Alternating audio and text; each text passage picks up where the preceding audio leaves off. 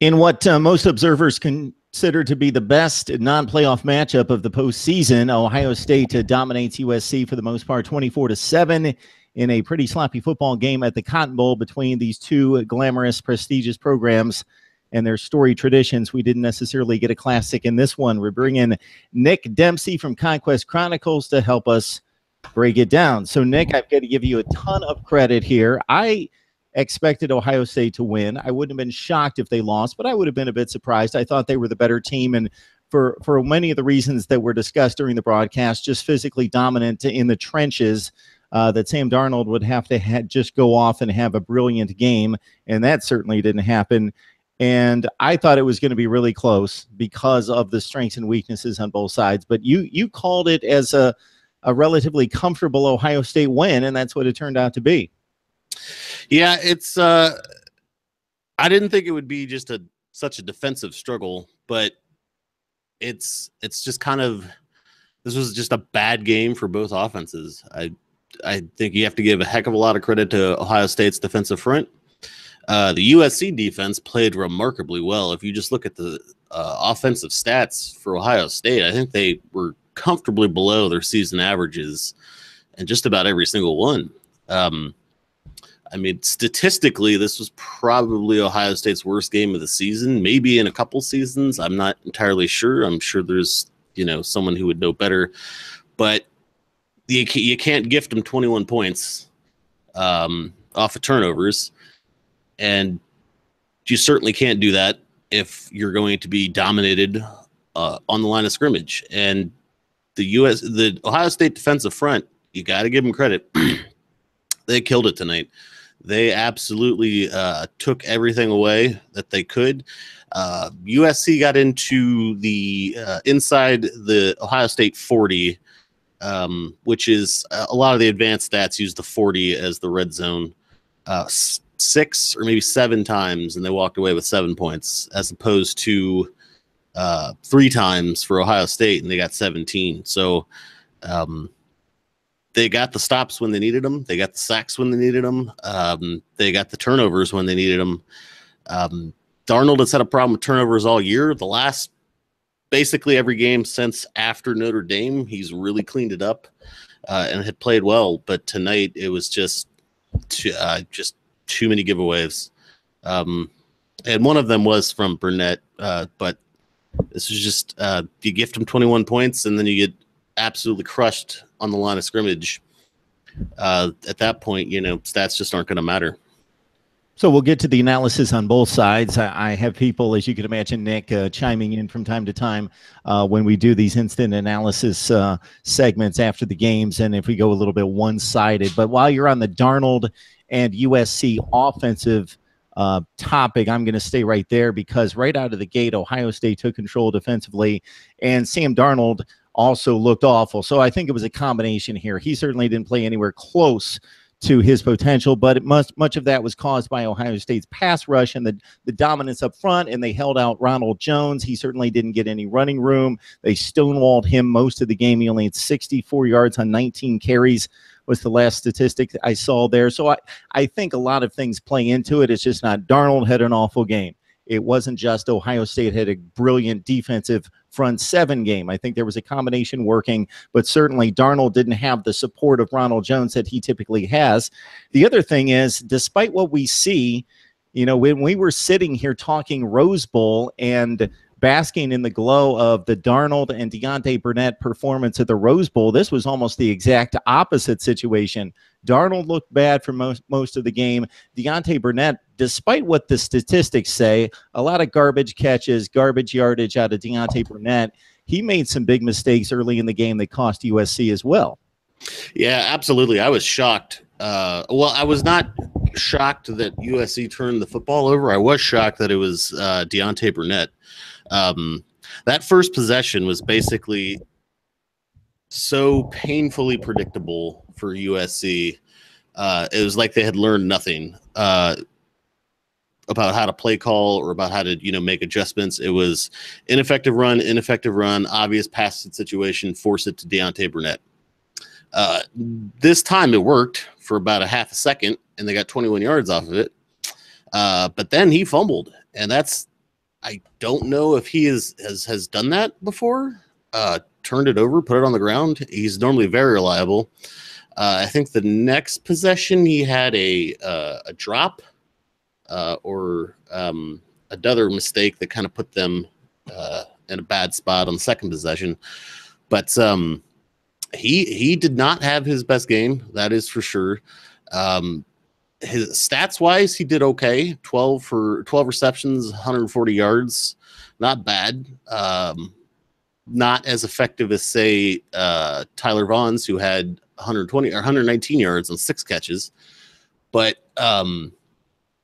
he just was not up to snuff. And especially when you consider for several of the games in the first half of the season, he was dealing with a lot of injuries, or one continuous nagging injury, and he played through it and continued to contribute.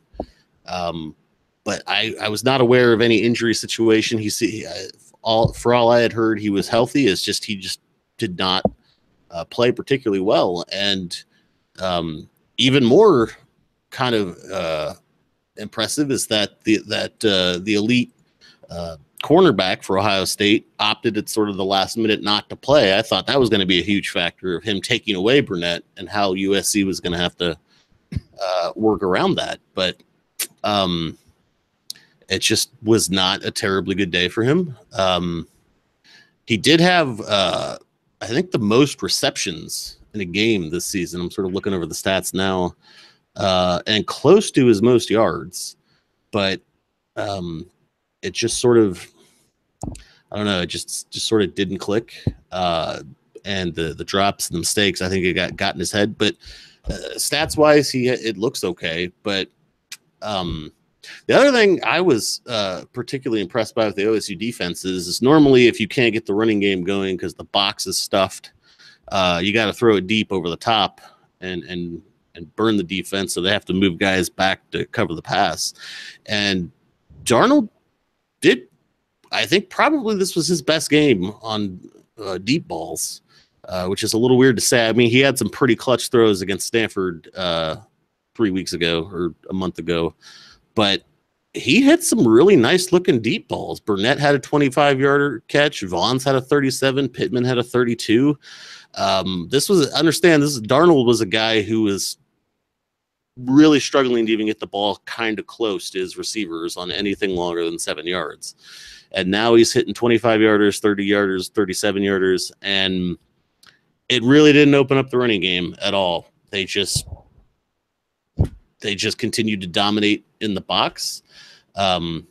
So I guess, Ohio State was just sort of fine with the occasional deep pass because it just wasn't enough to put away. But that D-line kept making plays and Darnold kept making mistakes. You look at the running back stats. I mean, Jones had 64 yards running on 19 carries. And I think one of them was like a 17-yarder. So that's, 18 carries for like 47 yards. Outside of that, Stephen Carr kind of nowhere to be found again. Only got 2 touches, and just sort of no one else contributed on the running games. And Darnold's 356 passing yards is just not going to be enough to overcome that. I can't remember the last time a team ran on Ohio State. They have faced Jonathan Taylor, who's an 1,800-yard back from Wisconsin, who we will see tomorrow night against Miami, and he ran for all of 41 yards. And we know about Wisconsin's rushing attack, and they ran for 60 against Ohio State, 57 yards out of USC's offense on the ground. Of course, the sacks, I hate the college stats because they combine the sacks into the rushing statistics, so it's not completely accurate. But it comes out to 1.6 yards per carry. So they just couldn't run it. Ronald Jones, I thought, against J.K. Dobbins might be the type of dual running back showcase that we haven't seen in this postseason. I thought it was the best pair of running backs matched up in a bowl game, but they just neither one of them got loose to really showcase their skills. As you credit the USC defense, I certainly believe it makes a whole lot of sense. The only caveat to that is I will say protecting a 24-7 lead at half. I don't know if Ohio State got a little vanilla. I'm guessing that we would have seen maybe a little bit more spark out of the Buckeyes offense in the second half had they been pushed to do something, but they pretty much just ran, punted. And there was one play early in the fourth quarter in which after USC scored the touchdown, or USC missed the field goal. They showed a little bit of life. They missed the field goal after Ohio State gave it up on field position. They opened it up on a play action down the middle to Marcus Baugh for a big gainer for Ohio State, and then they turned it over right after that.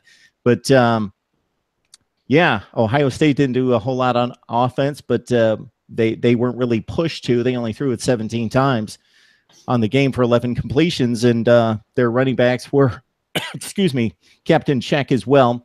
As the Buckeyes win it based on defensive line more than anything else in this one, 24-7 against Tyler Vaughn's, Deontay Burnett, receivers and running back with Ronald Jones, and with the best pro prospect in the game in Sam Darnold. So it was defensive line versus offensive line. I would point to that first and foremost as being the decided difference between these two teams.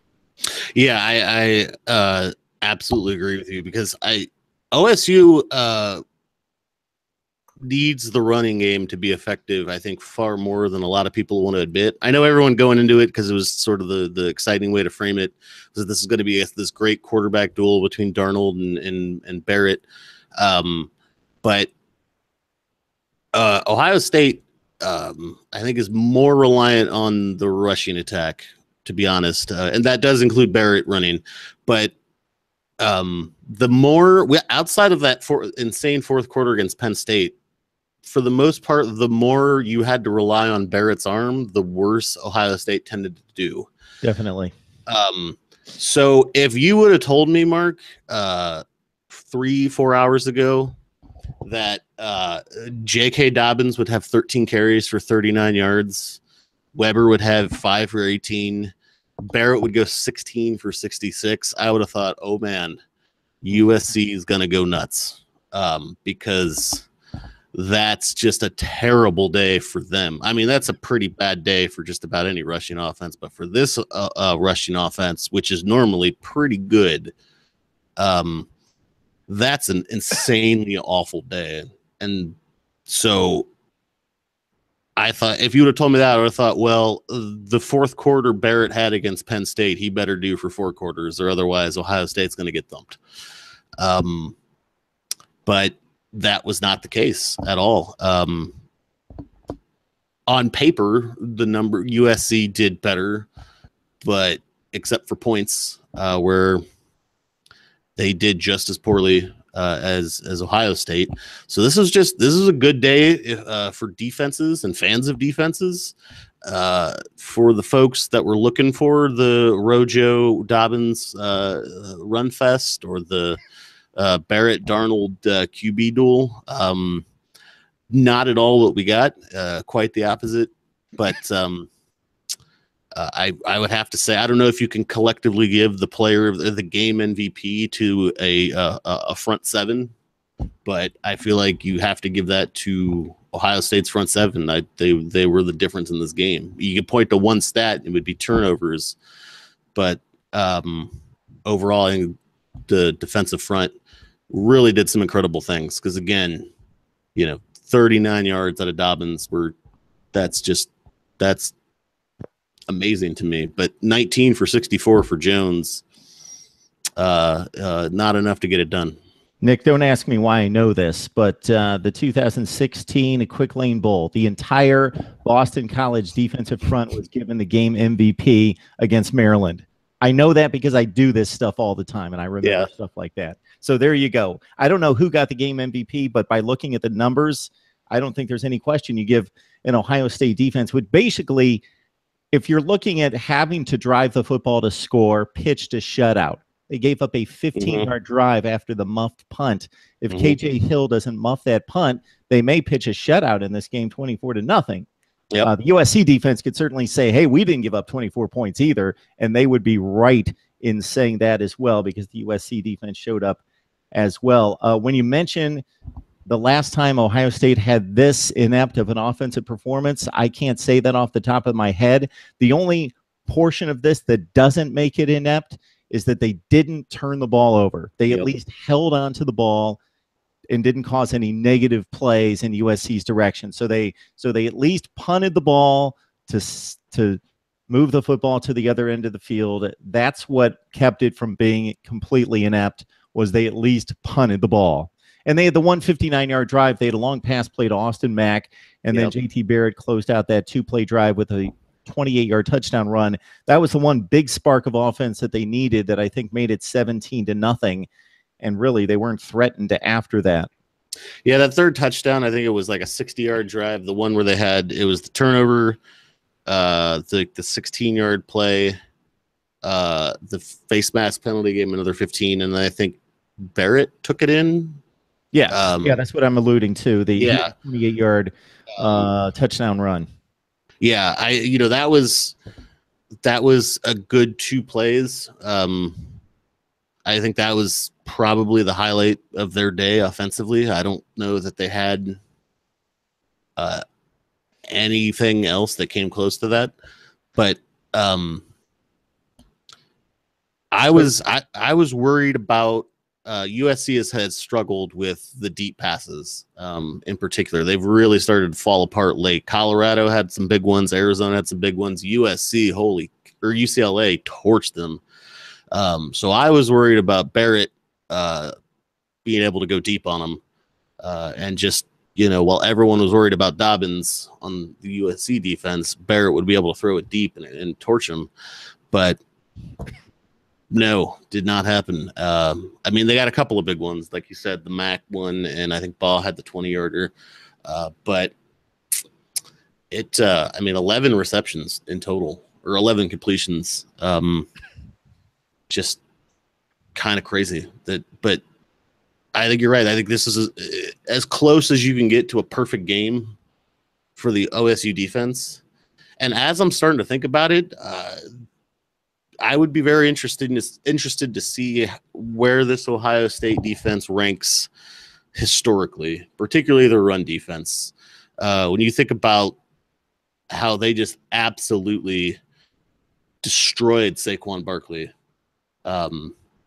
and Wisconsin's running game, and Ronald Jones completely taken out. You think about all the great running backs they've run up against this season, and I'm sure there's others that I can't think of off the top of my head, but they did some really impressive things, and I would be very interested to see historically how they stack up. Nick, what I would like to hear from you that I would find interesting is how good these teams are. So I'll give you my quick synopsis.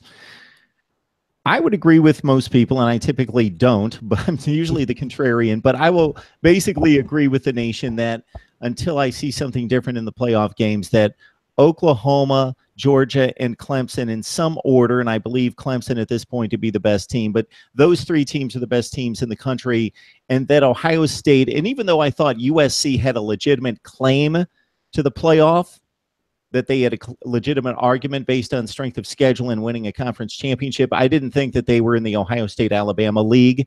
I thought the argument, if you're going by best team, was between Alabama and Ohio State. And again, I'm not going to go through this because people are sick of me ranting about this, but I would have put Ohio State in the playoff because they won a conference championship. And now with this win, they've beaten Wisconsin, Penn State, Michigan State, and USC. They've beaten 3 teams in the top 10 and 4 teams in the top 15, and Alabama has nothing close to that resume. Excuse me. And then after seeing this performance against an elite offense, I'm going to be interested to see what Alabama does against Clemson. I do think that Ohio State is certainly one of the top 5 teams in the country, and they're probably right in that range, where USC, I think it gets very muddled after that. There are just so many good teams across the country, but flawed teams like a USC, like Michigan State, like TCU, a number of teams that we've seen in recent days and we'll see over the next couple of days. Miami tomorrow night, Wisconsin. They're very good teams, but they're not elite like maybe the Ohio State team we saw tonight. And I don't even want to go with the term elite. I think that's a bit of a stretch too. Very, very good team. But USC's in in that, what, 8 to 15 range nationally? Yeah, I would say so. I think USC's biggest problem was they didn't get Washington on their schedule. The only ranked team they beat was Stanford. They beat them twice, to their credit.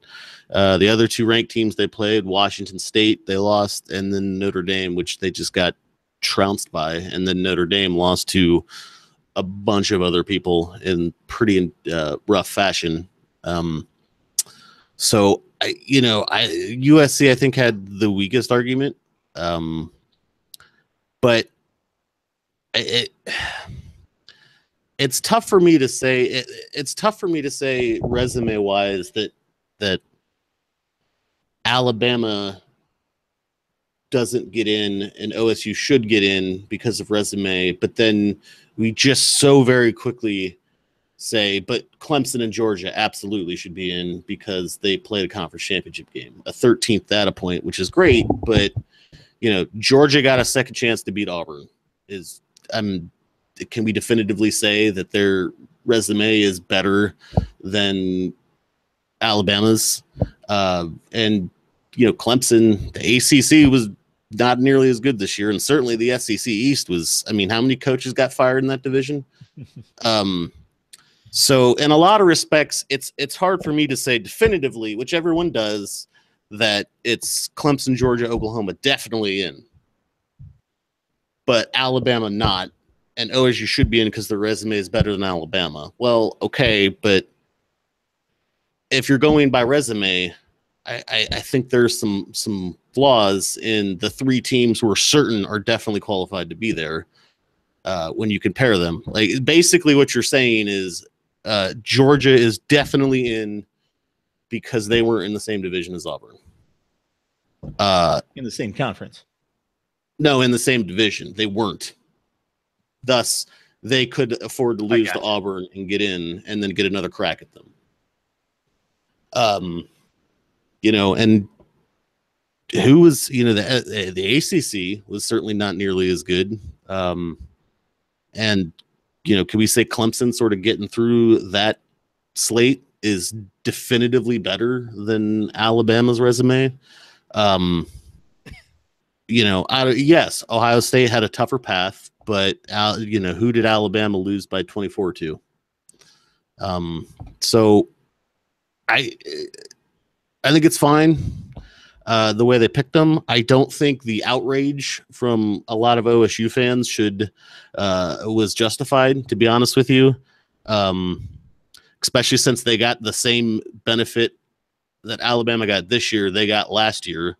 And then that's not my argument. Yeah, I know, but I'm saying like the outrage seemed over the top to me. Because I said Penn State should have made it last year. Well, and that's fair. You're at least consistent there. The folks that it's the folks that said, "Oh, Ohio State definitely deserved it last year." Well, they're fans. Well, yeah, but we're all fans, but they are right. fans, and they're arguing like fans.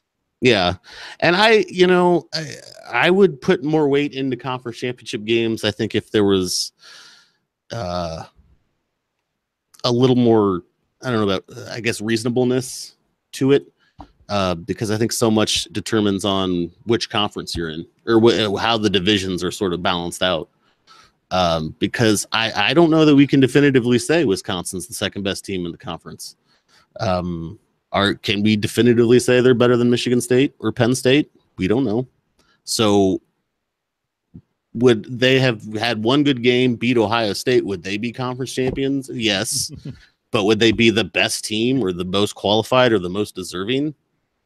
I don't know, because they beat a lot of 500 teams and not particularly, exciting looking. And Nick, if anything, there have been other years in the Big Ten. I'll speak to 2 years ago when Iowa almost made the playoff when they took Michigan State to the 1-yard line, got knocked out, and then they got railroaded in the Rose Bowl by Christian McCaffrey. When they were undefeated, they barely lost to Michigan State. And there was a row of teams in the Eastern Division, i.e. Michigan State, Ohio State, and Michigan, that were far superior to Iowa. Yeah. and they just sort of missed it. Yeah, and that division of the Big Ten, I think every year it's like who lucks out by dodging the most of the 4 teams in the West that we're concerned about: Michigan, Michigan State, Penn State, Ohio State. Wisconsin, objectively a good team, and they missed 3 of those 4 in the regular season anyway. But I don't. If they played in the other division with Ohio State and those teams, I don't know if they're even in the top 3. I can't say that for sure. So would it have been fair then? They had 1 tough opponent, 2, I guess, if you count Michigan, all season long. 2 opponents in the top 40. They happen to have good days and win those. And what if Wisconsin would have won, but with Barrett throwing just a few too many interceptions, and they would have made the comeback? Then it looks kind of really bad. Like they didn't really beat OSU. OSU kind of blew it.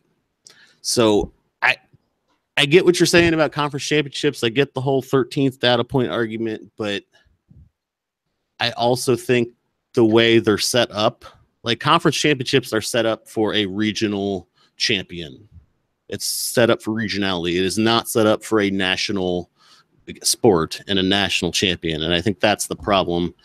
But I think it's hard to lose by 4 or 5 scores to a 7-5 Iowa team or whatever they went.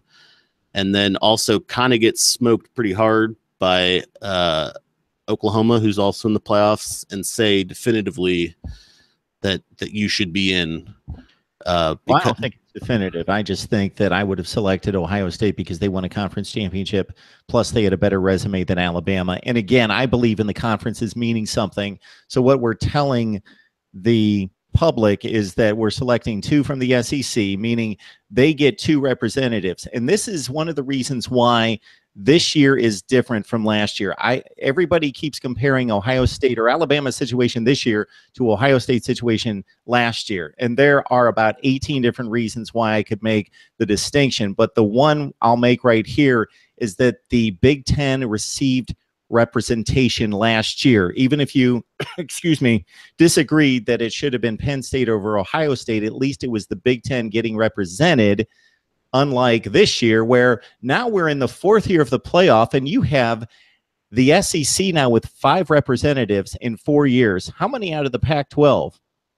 2 in 4 years. They've had 2 representatives, and the SEC's had 5, and the Big 12's had 2.